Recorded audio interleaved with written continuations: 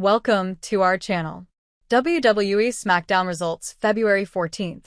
WWE Women's Championship on the line. Solo Sikoa appears and more. Welcome to Wrestling Incorporated's results for WWE SmackDown on February 14th, 2025, coming to you live from the Capital One Arena in Washington, D.C.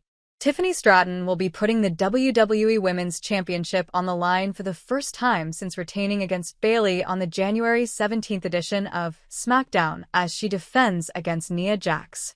Stratton and Jax are no strangers to one another, having been allies until Stratton cashed in her women's Money in the Bank briefcase on Jax to dethrone her as title holder on the January 3rd episode of SmackDown.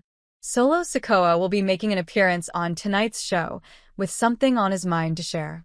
Sikoa made his return to SmackDown in the closing moments of last week's show, leaving undisputed WWE Champion Cody Rhodes laid out after he and Jey Uso had defeated Fatu and Tonga in tag team action. Speaking of Fatu, he has a chance to secure his spot in the 2025 Men's Elimination Chamber match as he collides with Damian and Braun Strowman in a Triple Threat Qualifier Match. The winner will be joining CM Punk, John Cena, Drew McIntyre, and Logan Paul, with the latter two competitors having earned their spots last Friday and this past Monday on WWE Raw, respectively. Meanwhile, in the 2025 Women's Elimination Chamber, Alexa Bliss qualified for the match this past Friday, as did the aforementioned Bayley on Monday's Raw, to join one half of the WWE Women's Tag Team Champions Bianca Belair and Liv Morgan. Tonight, Chelsea Green and the other half of the WWE Women's Tag Team Champions Naomi look to earn their own spots as they square off with one another. We are live. Wade Barrett and Vic Joseph greet audiences at home before throwing it to a video of what happened with Cody Rhodes, Jey Uso, and Solo Sikoa last week. Rhodes asks Washington, D.C. what they want to talk about, then says they could talk about the 2025 Men's Elimination Chamber match or Jey Uso choosing to select Gunther at WrestleMania 41. He says the winner of the Men's Elimination Chamber will challenge him at WrestleMania for the undisputed WWE Championship, then runs through the list of competitors in the match so far. He then addresses Solo Sikoa and says he isn't in any of the upcoming Elimination Chamber qualifiers. McIntyre's music hits, and he makes his way out.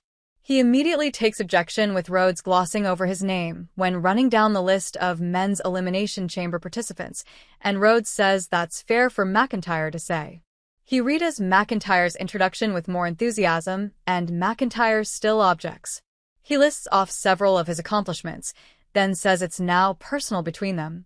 Rhodes says he can count on one hand who has defeated him since his WWE return, and McIntyre is included on that list.